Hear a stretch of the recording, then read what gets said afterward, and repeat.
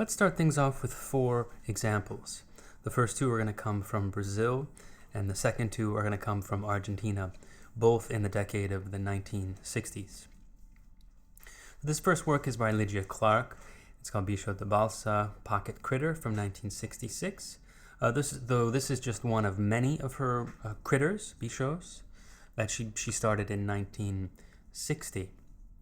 And so the essential thing to relate about this work, which is not really a sculptural work, is that it's dynamic. It's meant to be used. It's meant to be moved. She thought of them, in fact, as basically as living organisms that the audience could manipulate and move on the hinges, and there are all sorts of different permutations of how they could move. Lydia Clark is one of the most important Brazilian artists of this period, and after this series, she'll slowly move towards work that dwells in an unmediated way on the body. And because of the military dictatorship and the political repression in the later 1960s, she'll be forced to leave the country, and she'll actually end up in France teaching at the Sorbonne, and doing work that was more, in some ways, kind of like a form of therapy. So she's a fascinating artist to check out. Her fellow countryman, Helio Otesica, also was forced to leave Brazil because of the military dictatorship, which really ramps up in 1968. He's well known. He's probably the most well-known Brazilian artist of this period, I would say. I remember seeing a show just a few years ago now, or maybe more than a few years ago, at the New Museum. At the Whitney, which was a whole retrospective of his work, which was fascinating.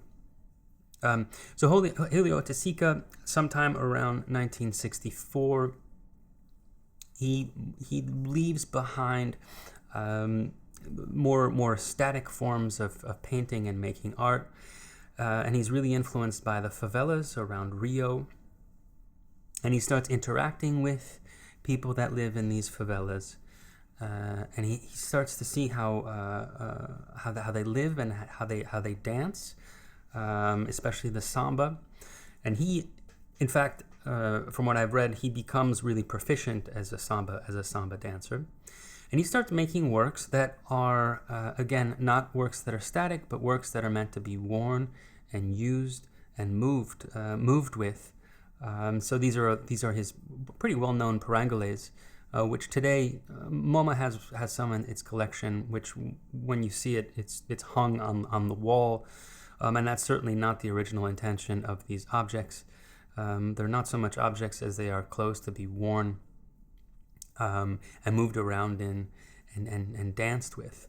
And so this isn't the only time Otesica's work sort of clashes with the paradigm of the museum and so-called high art. When he's invited to MoMA around this time, I think in the late 60s, he invites people from the favela, and they all come, and they're there wearing parangoles, and they're there to dance and be part of his show, but MoMA refuses to let them in.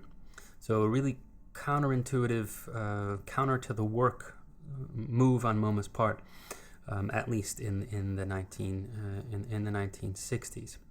But again, the essential thing here, like Lydia Clark's work, is that parangoles are meant to be worn and used by the audience, by the participant. This will then lead him to making whole structures, whole installations that are immersive, that you walk into, and that obviously implicate the human body and participation and social engagement. And so this is one of his famous Tropicalia installations. Tropicalia will actually lend its name to a musical movement of the time, Tropicalia music, which you definitely should check out. A lot of musicians that were working with both Brazilian musical traditions, but then sort of splicing or synthesizing, hybridizing that music with popular music in Europe, especially British music. And so this actually has a long tradition in Brazil, theories of anthropophagia, of taking in another culture and then making it your own, coming up with a hybrid entity of some sort. So Tropicalia is a wonderful example of that. And in Helio Oiticica's installation, which again gives the music movement Tropicalia its name, he, as a very slight, I would say rather coded diss at the military dictatorship and the political regime of the time, he takes these very cliched, almost touristic sort of signs of Brazilian culture and identifies with them, one would say over-identifies with them in these installations. And so there are two ideas there that are going to be really important for this session, and some of the ideas that we talk about in relationship to these Latin American artists. And one is the idea of the sign and understanding how signs work, and understanding visual culture as working like a sign. So this is semiotics in the broadest sense. So these theories, as you'll see, become a rich component of these artists working in Latin America during this period.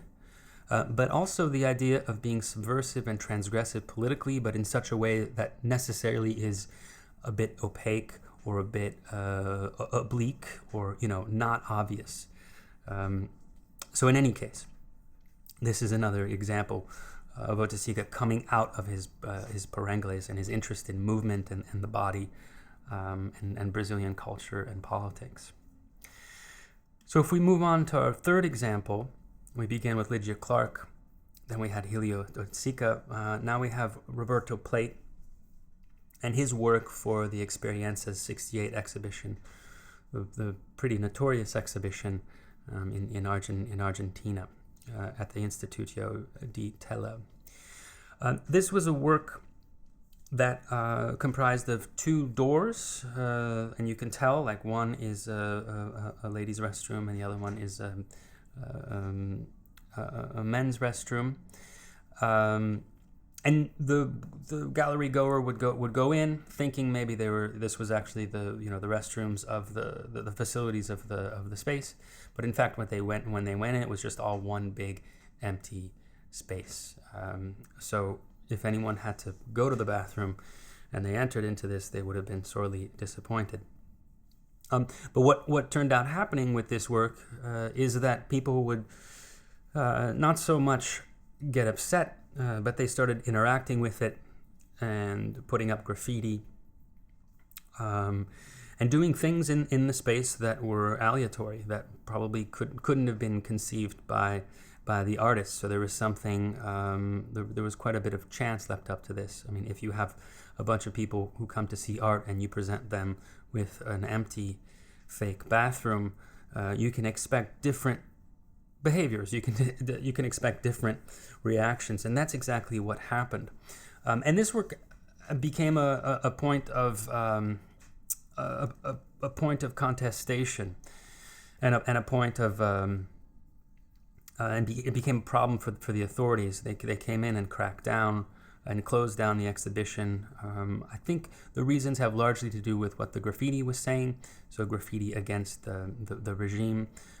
So we talked about military dictatorship in Brazil, but in Argentina there was also a democratically elected president who was overthrown in a coup, and then a military dictatorship was then put in place. And this happens, if you don't know the history of this happens almost all throughout of Central and South America, Chile most famously. In 1972, often with the help of the U.S. government and the CIA. So it's a dark history.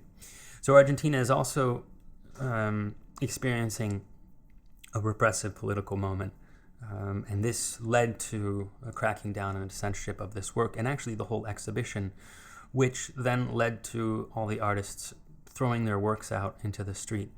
And some of the works being destroyed in protest. So that's our third example.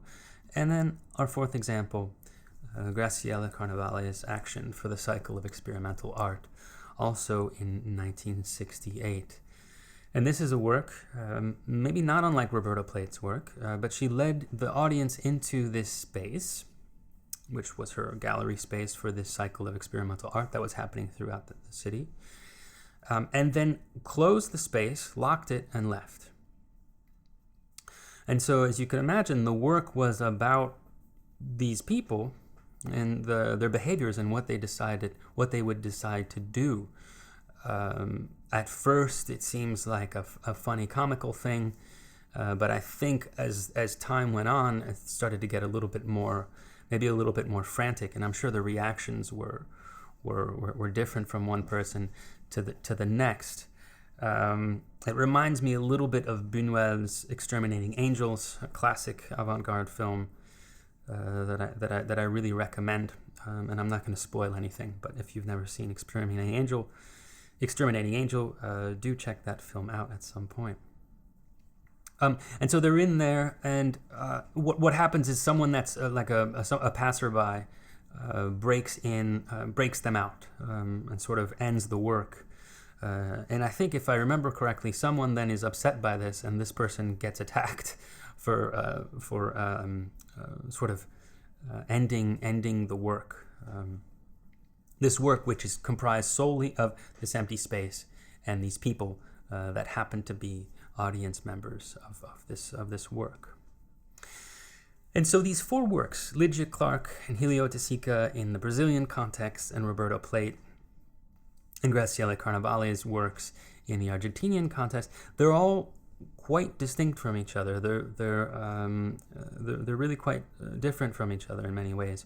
And this might corroborate Bishop's claim in the reading for this week that during this period, Brazilian art was more sensual, was more haptic, had to do more with the body, and that Argentinian art was more cerebral and cool and self-reflexive. I think that's largely true, though. Of course, anytime you bring in a strict binary like that, we can find ways in which it doesn't hold at all times and in all work. So that could be something we talk about.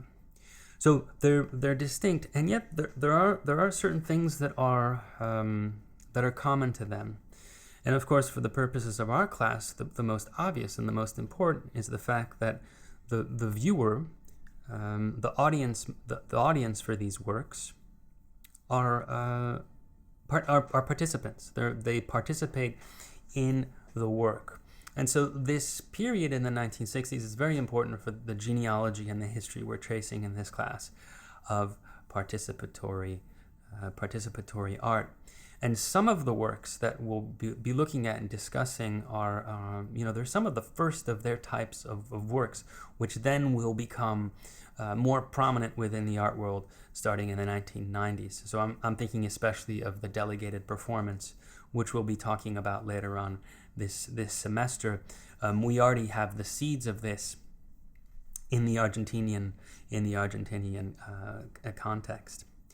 But all these works, these four works that I've shown you, the Pocket Critter, the Perangole, the Bathroom, and this action by Graciela Carnevale, they all in one way or another, not only do they have participants, not only are people involved in the work, but the people involved in the work are crucial for actually finishing the work.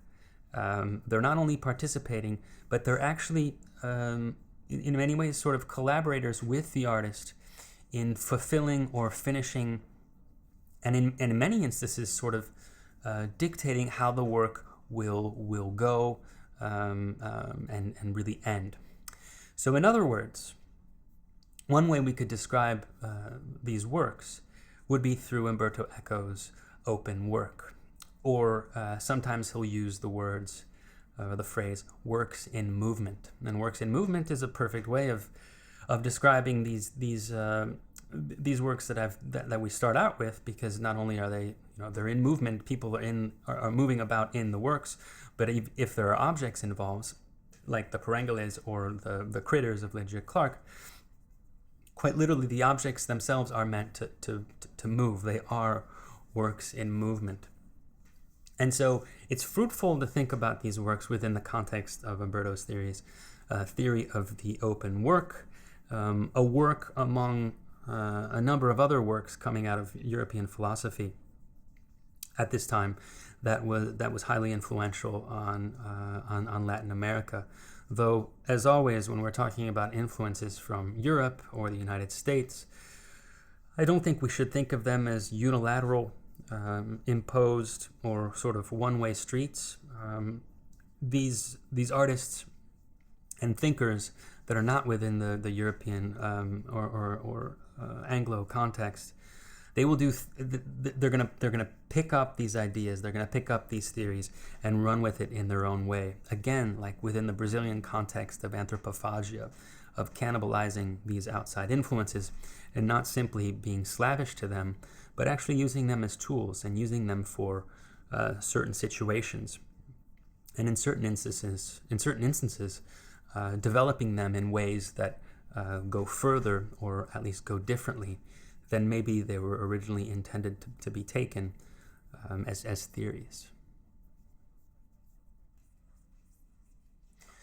So Umberto Eco's open work is part of a larger theoretical trend at this time, which was rethinking the relationship between author or artist, we can use them synonymously, and their work. So be it the text, or the painting, or the sculpture, or whatever it might be. So there was a rethinking of the relationship between author-artist and their work, and this often involved considering the structures outside of both the author-artist and the work, and to understand how the outside structures generate meaning. And so within the context of the open work, we could think of the audience and the participant as in many ways sort of informing the meaning of the work, so that the work doesn't simply come from the author or the artist's mind or intentions. And right around this time, in 1968, Roland Barthes, the French semiotician, philosopher, he writes a very classic text called The Death of the Author, where he argues that we need to move away from single authorial intention as sort of the master key to understand texts or works of art or what have you, but that we have to consider the ways in which all these different interpretations inform and are a part of the work, even outside of the author or the artist's intention. So very famously, the last lines of this text are, "The death of the author becomes the birth of the reader." So the reader, the participant, the interpreter takes center stage as far as negotiating the meaning of the work. A year later, in 1969, Michel Foucault, also a French philosopher, who begins as a structuralist philosopher, and then he moves a little bit away from that later on in his trajectory. He'll publish an essay called "What is an Author?", also a very classic text. And essentially he gives us a structuralist understanding of authorship.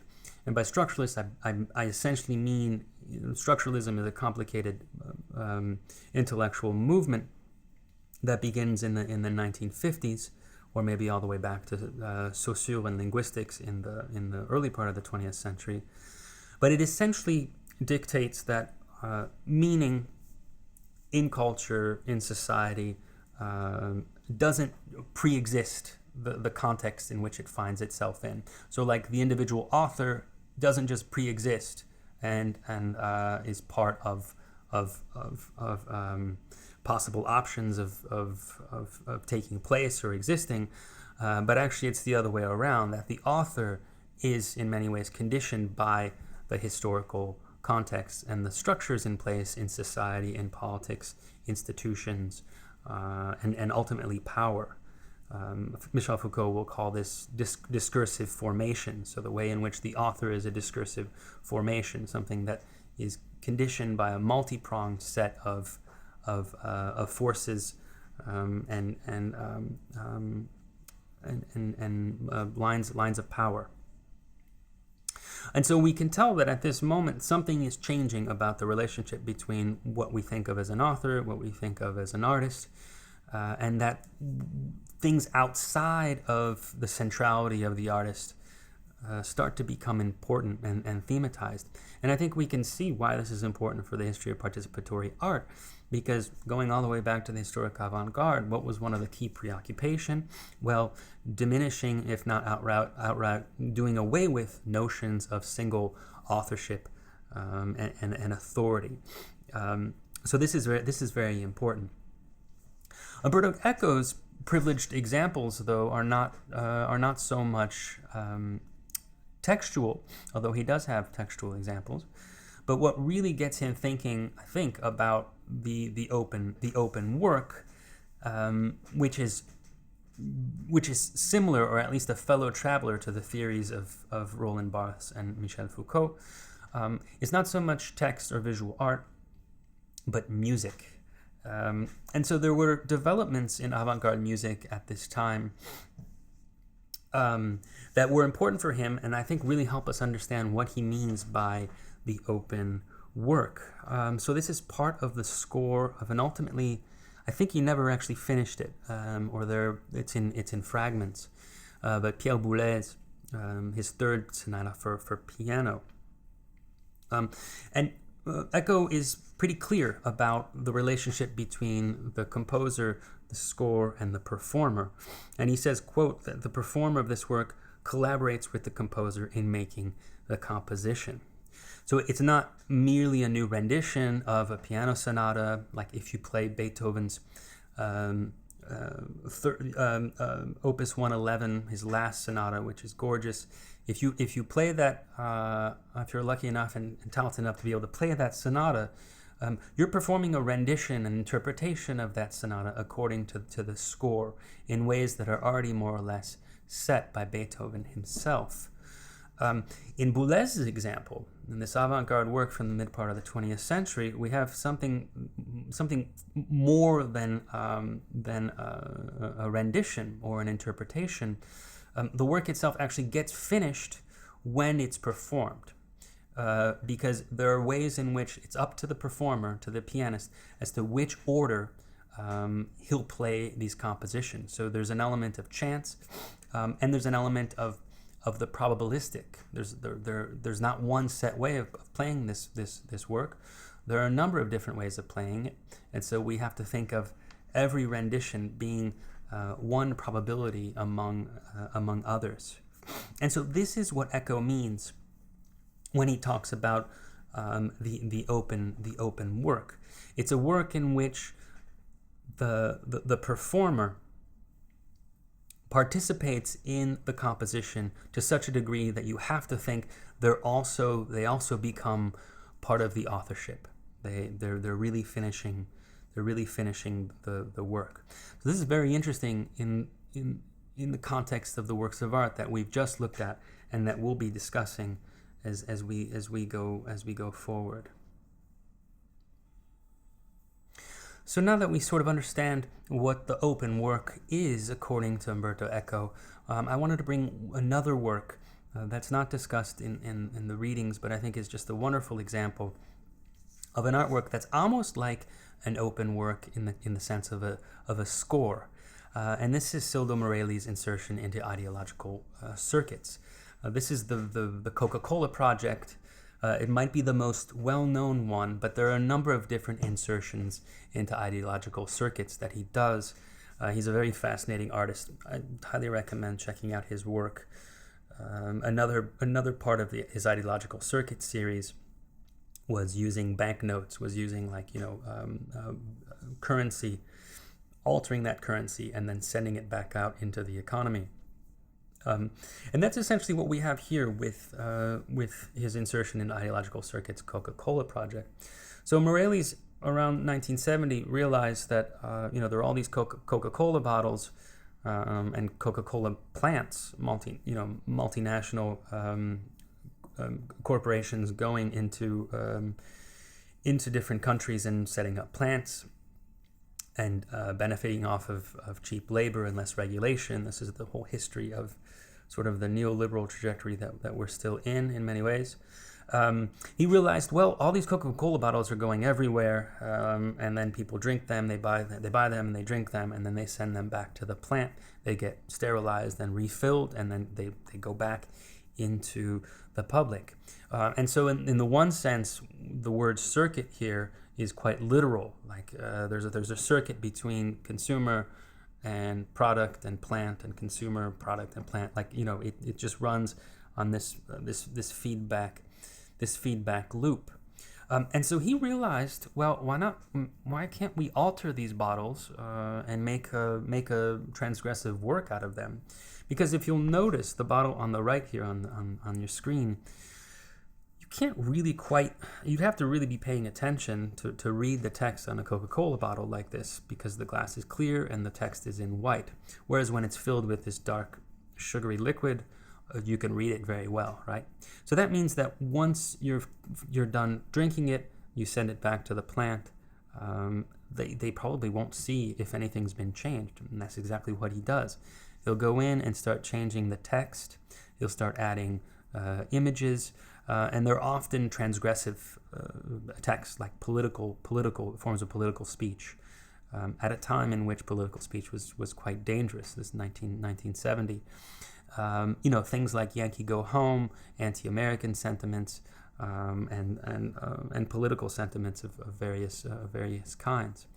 And so he meant this also with these ideological circuit projects. He also meant them to be, not just him who would do them, but like it's something that could catch on and other people would be able to do it. So it would become almost this larger scale work of not just one individual intervening within the ideological circuit of American style consumerism, but a whole bunch of people theoretically would be able to do it too. And so at first this might not seem like a participatory work, I suppose, but it definitely is, because not only can other people take on this project and fulfill it in their own sense and become authors of this work, but this is very interesting. What about the people that are working in the plant and Coca-Cola itself, who are participating in the work, but maybe unknowingly? So the category or the status of unknowing participation is an interesting one. And so I think this is something that Morales thematizes through this work. There's a way in which the work gets finished. It's only started by Morales, but it gets finished by this whole complex socio-economic circuit that's already in place. And I think the most fascinating part of Eco's theory of the open work is that it's not just an explanation of strategy and practice, one in which the audience or the performer or the participant has a share in authorship or has a say in the finishing of the work. But what I find even more interesting about Eco's theory is that it seems to be a historical theory. It's a theory that tries to account for the ways in which aesthetics and epistemology play into each other. That he's basically arguing that there's an interplay between aesthetics and epistemology. So aesthetics, the way in which art appears in society, the rules and the norms, and so on and so forth, and epistemology, which in the broadest sense is the study of knowledge, and the way in which at any point in history a culture and a society and a politics understands the world and interprets it and comes to codify it. And so he makes a number of really interesting claims. I'm pulling out a couple quotes from the text just to see this roadmap, because in some ways this text is a bit nebulous. There are so many different examples, and it's not an arrow. Like he's not going from point A to point B, but there's something quite recursive about this text. So there were a couple quotes that I just wanted to pull out that I think are important to keep in mind as far as like the largest ambition that he seems to have for his theory of the open work. So he says at some point on page 26, as I'll try to show, it's a different vision of the world which lies under these different aesthetic experiences. So very clearly he's saying there that the way in which the world is envisioned underlies aesthetic experience, or conditions it in some way. And he's even more clear, or possibly more specific, a few pages later on page 31, where he says, in every century, again, when we see a clause opening a sentence like that, we can't help but think that this is accounting for the way history works, or it's saying something historical. He says, in every century, the way that artistic forms are structured reflects the way in which science or contemporary culture views reality. And so there's an interesting, before we even move forward, one of the things that we could think about, which is something that goes back to the debates in Marx, beginning with Marx, and then that gets revised by Gramsci and theorists that privilege culture. Is it like scientific knowledge and institutional knowledge and the way in which the world gets codified? Does that lead to does that have the final say when it comes to art and aesthetics and literature and so on and so forth? Or can it be the other way around? Can it be that art, literature, aesthetics, and so on and so forth, they actually are the ones that are structuring and conditioning the way we understand the world, so epistemology and science and society and so on and so forth? Or is it a two-way street? Are they constantly both working on each other, being influenced and influencing? These are major, large stakes questions that are fascinating to think about, especially in the context of the work that we talk about today, which is, and basically all the work we talk about this semester, which has such ambitions about changing society and politics and the way we envision the world, right? So file this under large-scale question that's worth talking about and revisiting repeatedly. But in any case, this is all just to say that Eco's theory is not only a theory about strategy and practice and the changing forms of art, but also the historical, almost infrastructural understanding of art in history. And he goes through a number of different examples, and I can't possibly go through all the examples, so I pulled out the ones that I feel like are the most interesting, the ones that might need more clarification, either for myself or for anyone who's interested. But he has lots of different examples from the visual arts, from poetry, the history of science and philosophy. The passages on phenomenology are especially interesting, those that have to do with Merleau-Ponty. I don't talk about those, but it might be interesting to talk about that when we get together. But I did bring in a few of the examples. So one of the arguments that he makes here, and one of the historical stopping points that he has in this text of the open work, is the move from the classical Renaissance to the Baroque period. And for him, and I think it's a compelling theory, for him it's a move from a centralized, prescribed understanding of the aesthetic, one that you'll probably all know from prior art history courses, that the history of perspective is incredibly important for the Renaissance, and that the perspective, especially single point perspective, fixes the vision onto the world. This window onto the world that is Renaissance painting, it's fixed. It's a God's eye view. It's centralized. And there's nothing you as a viewer that can do anything about it. It conditions the virtual space of the painting. And so in the Renaissance, there's something quite fixed and static and centralized. But then Eco says that the Baroque, and he sort of makes the claim that the seeds of the modern subject of thinking of us as individuals, and thinking of us in the sense of liberalism, in the larger sense of the term, has its seeds in the Baroque, because the Baroque aesthetic all of a sudden starts to privilege the viewer in ways that the Renaissance didn't. The Renaissance, the perspective was set. The perspective of the viewer did not matter. It was totally conditioned and negotiated by by single point perspective and by classical aesthetic. But in the Baroque, this changes. And Eco describes the Baroque as an aesthetic of indeterminacy and perpetual transformation. And so when you get to the Baroque, things start to billow. You start to have a bit of visual opacity. One of the classic aspects of Baroque art is like there's almost a synesthetic aesthetic. Like you can't really differentiate between sight and feel. You're literally pulled into the work. You're much more, it interpolates and sort of subsumes the body much more than Renaissance, which is much more distant and doesn't implicate you as much.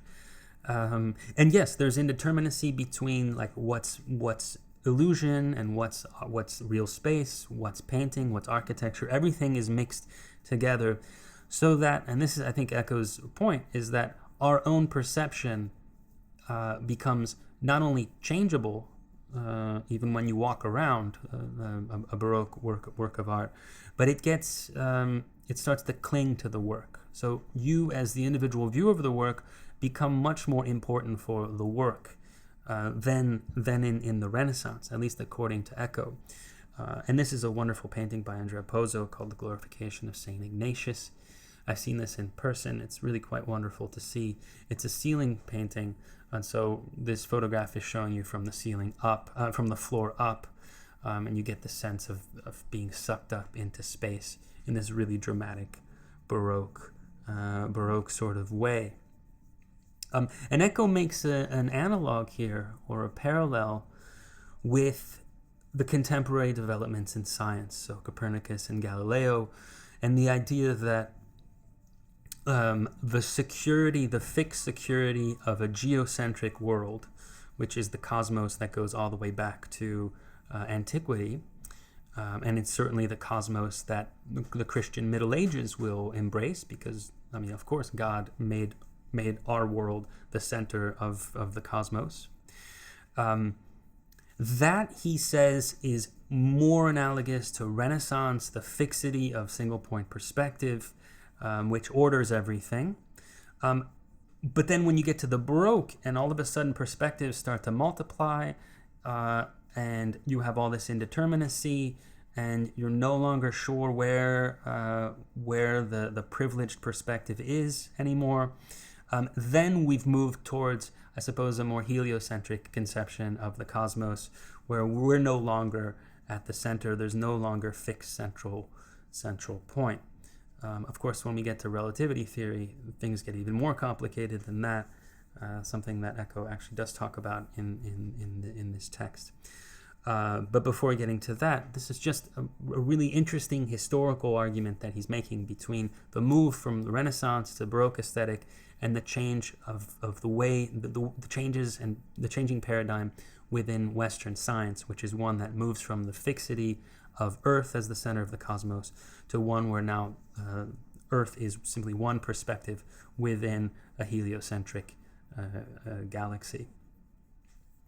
So he also sees this development, all the examples that he gives are, it's moving towards this theory of the open work, of sort of destabilizing, I guess he never says this, but like a more closed work, a fixed work.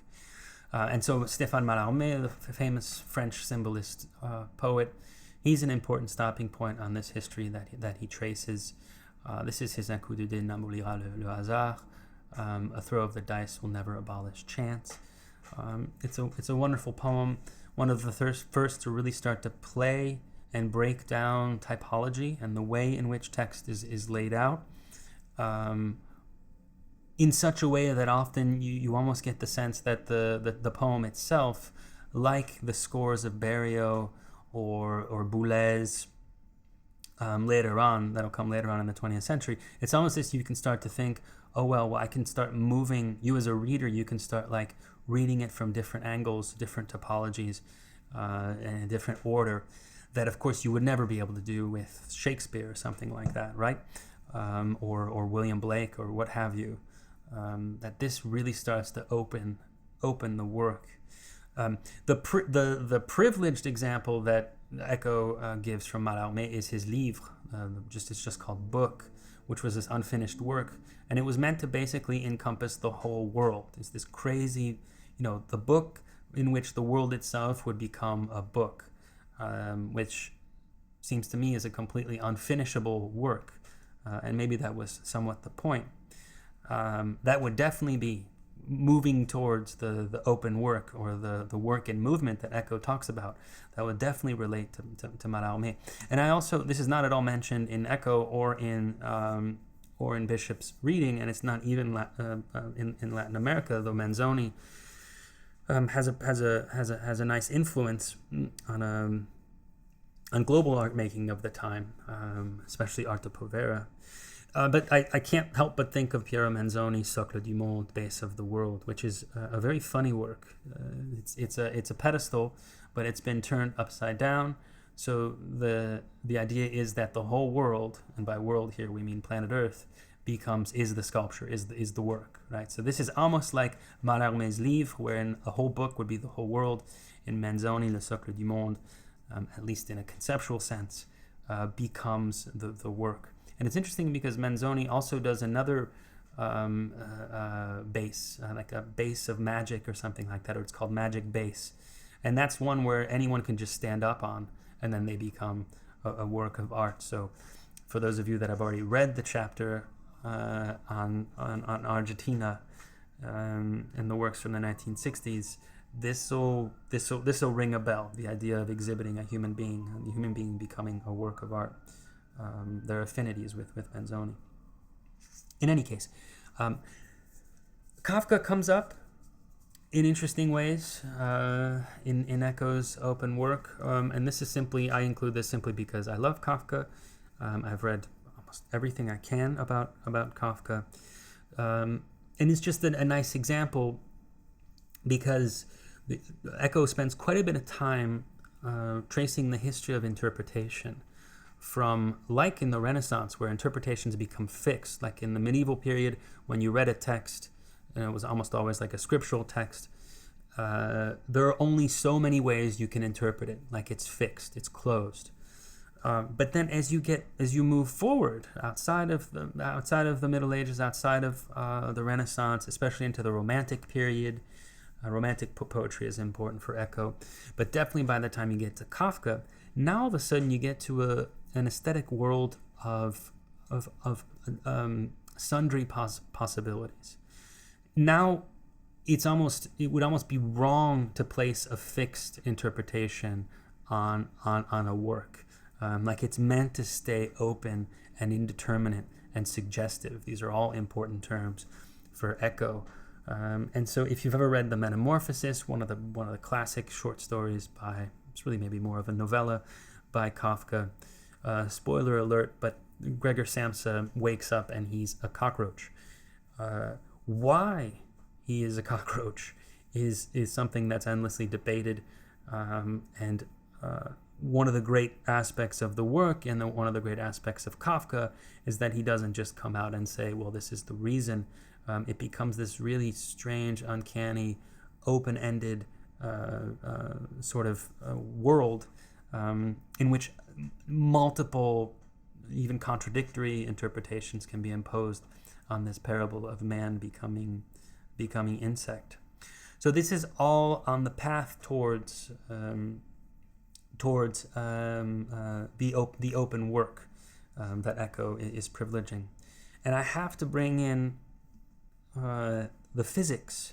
So if we talked about the ways in which classical Renaissance and Baroque sort of graft onto the move away from a pre-modern geocentric understanding of the world to a modern heliocentric understanding of the world, then things get even more complicated in the early part of the 20th century, around the time that Kafka is writing. And here I go well beyond my qualifications in talking about relativity theory or quantum mechanics. I'm a complete dilettante. I'm fascinated by the history of physics, so I can only give you sort of the rudimentary aspects of it. But there is something interesting, and it makes a lot of sense as to why Eco brings it in the open work. Because what is relativity theory if not the idea that there is no fixed perspective in the universe, that you can't even talk about a center of the universe, so you can't even say like heliocentric anymore, in some sense, because the only thing that's constant in existence is the speed of light. Everything else, space, time, so on and so forth, are relative and changeable. You can't even in this new physics, you can't even say that there's one world anymore, or that there's one instant, because time itself is relative.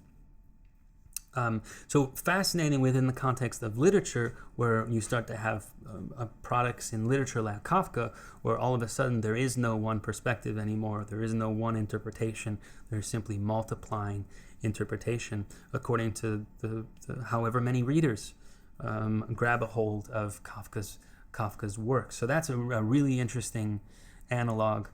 As is what happens in quantum mechanics in the early part of the 20th century.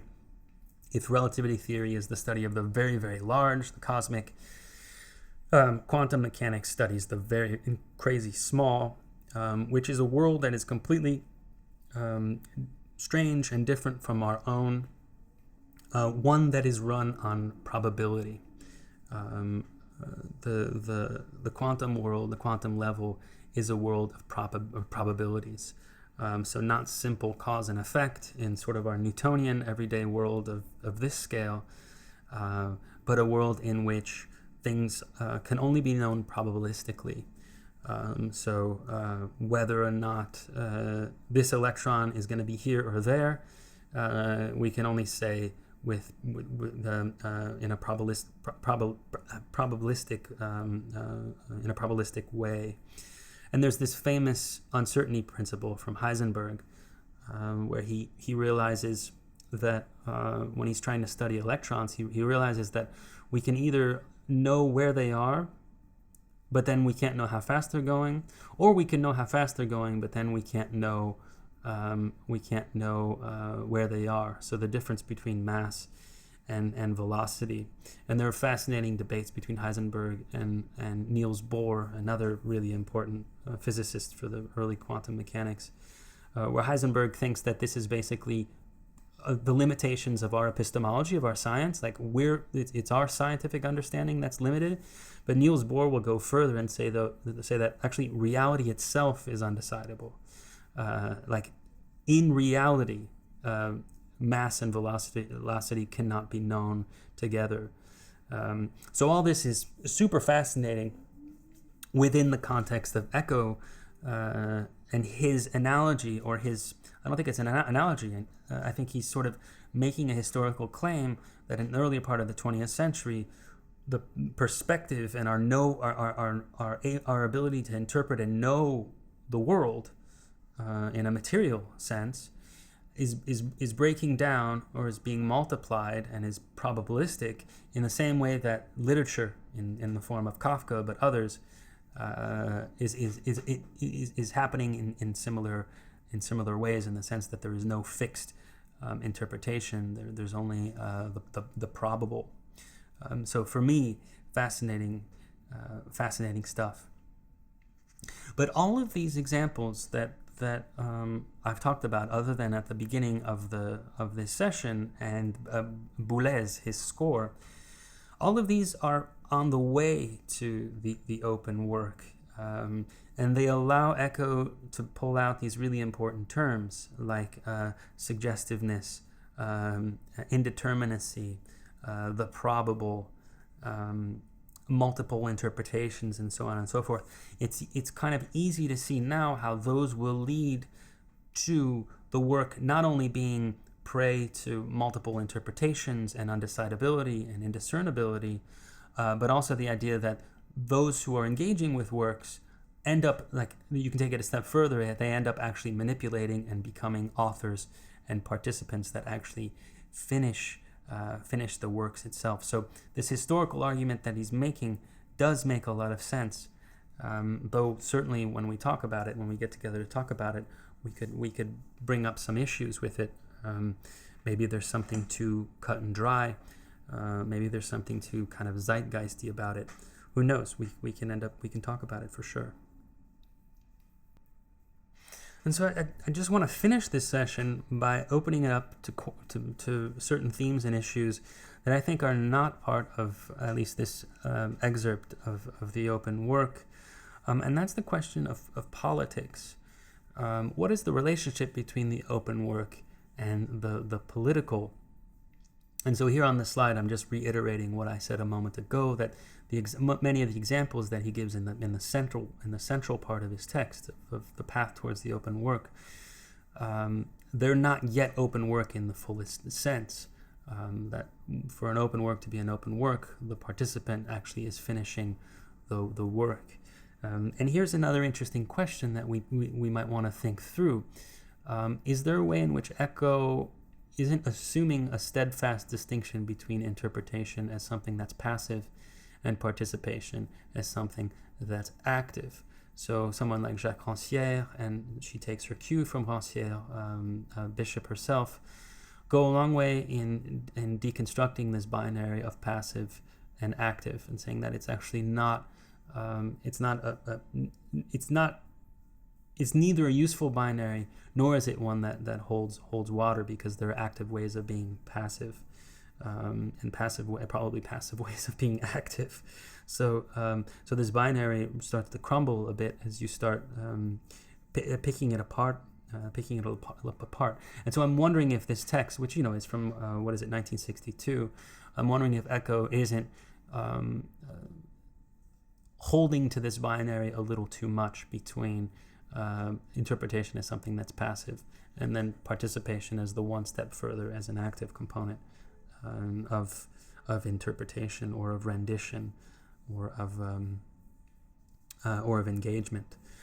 So that could be an interesting thing for us to talk about. But what I want to end on is what about the political context? So it does seem like when we're talking about the open work and the relationship between history and society and art and aesthetics, the scientific paradigms is what he privileges. But what about the politics, the political events, right? The political history? Surely that must condition the aesthetic, and maybe, who knows, art also conditions the political. But certainly what can or cannot be done or made in the name of art is negotiated through and with one's political context, right? And here I think is where it becomes really fruitful to return to Brazil and Argentina in the 1960s, for the obvious reason that this is a moment of severe repressive political systems in both countries. And yet, a lot of these artists use and work with the open work. So on the one hand, it might be read that the increased importance of the participant in finishing a work, an open work, can be read as a democratization of creativity, and maybe the history that Eco is tracing, which I think is a history of liberal modernity, of individuals becoming more and more important within culture and society and so forth, is one of a history of the democratization of creativity, or at least the democratization of being able to engage and interpret works of art. But this doesn't necessarily mean that open works can only be found in these liberal and democratic contexts, because we have them in spades in this context of very conservative and repressive political systems in Latin America of the 1960s. And so one thing we'll want to talk about and think through is the ways in which the open work, as Eco describes it, will it function differently in different political contexts? And to my mind, I think that it must, right? It must. And I think there's a way in which the use of and the picking up of the open work as a strategy in Argentina and Brazil is a very conscious one, because the open work has a certain amount of indeterminacy and is open to interpretations. At least that's part of the definition of the open work. And this will allow artists to make statements that are not so obvious that they would then get into, their life would come into danger. So this would then be very different than, let's say, obviously Boulez in France in the 1950s composing a work as an open work. The stakes are not at all the same, right? So I think we want to be sensitive and try to think through and understand the different political contexts that an open work might find itself in. And through the many examples in Bishop's chapter for this week, we're going to have plenty of occasions to do that. And so I'm going to finish with three examples that sort of touch on this. But I'm going to go somewhat quickly, because otherwise I think this is going to get a little too long. And I want us to, when we get together, to talk about these works. So I certainly wouldn't exhaust them, but I want to leave them for our conversation together. So one work is actually not from the text, and it's not a work it's not a work that Eco would even have known about. But this is Artur Barrio's Situação from an exhibition in 1970, which Sildo Meirelles was also a part of, in Brazil, the Do Corpo à Terra, from the body to the earth. And this was the work. This is now called like his bloody bundles. These works, and there were 14 bundles of cow flesh that he bundled them together. And so it's like this fabric and string, but then the blood is seeping through the fabric. So it's a very violent work. He sourced it from a nearby slaughterhouse. And as part of his work, or it was his work, unknown to anybody, the authorities, no one knew he was going to do this. He placed them here and there in the city. And so this is one example. It's like a kind of a dry, or a little embankment of a riverbed. So he placed these bloody bundles in the riverbed. And so I think there are two key aspects to this work that sort of fascinate me. One, we can't really call this like sculpture, I don't think, because the public reaction is so crucial to the work. If these would have been completely ignored and no one would have even paid attention to them, I don't think they would have become what they are. Like the work wouldn't be finished. So in some sense, the public and the authorities, who definitely do notice them, and they don't know what they are, and they're so unclear as to what they are, is that they actually take some of them back to the lab to analyze them, because they think it could be human flesh, that it can actually be a crime scene.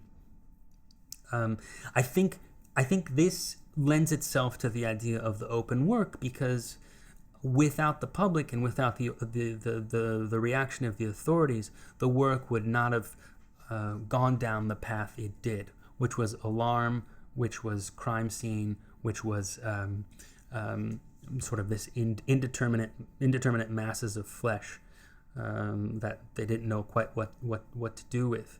So I think that's really important, and this might be another example of the public, and in this case also the authorities, becoming a part of the work, participants of a work, of an open work, without knowing it, but nonetheless finishing that work and giving it quite a bit of meaning.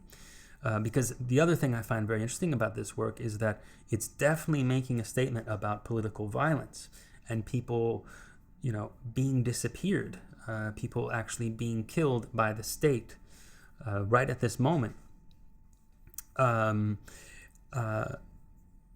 The fear and danger that these would not be non-human bodies but human bodies then taps into that sort of visceral politics of violence of that time.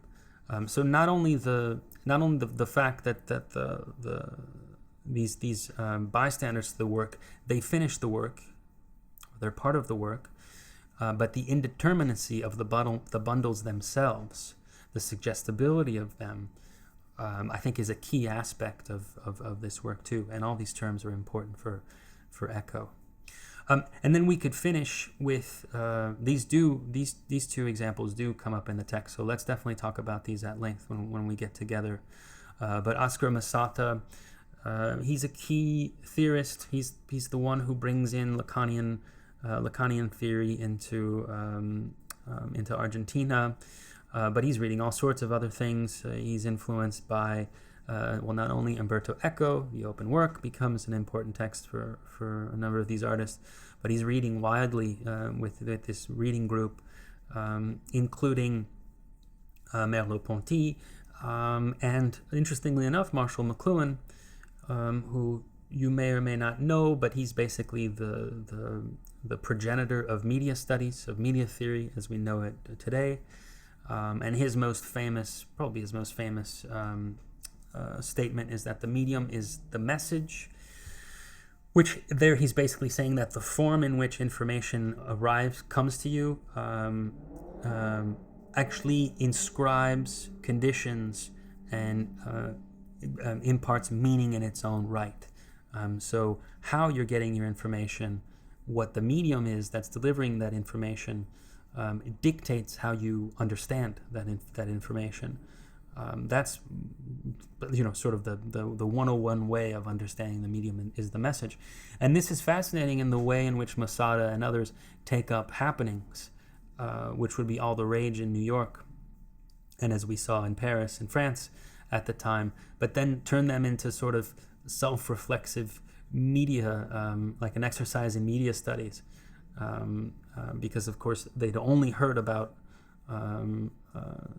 many of these happenings, and some of the happenings that they put up actually don't even happen. They only happen within the media of the press. So that's pretty fascinating to think about. But when we talk about the open work and the use of participants and the audience finishing a work and being part of the proceedings, and in some ways the meaning of the work, maybe even the authorship of the work.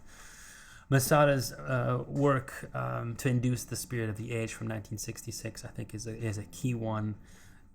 This is where he hired a number. I can't remember the total number. Someone will tell me when we get together. But a number of middle-aged, elderly people. He paid them 600. I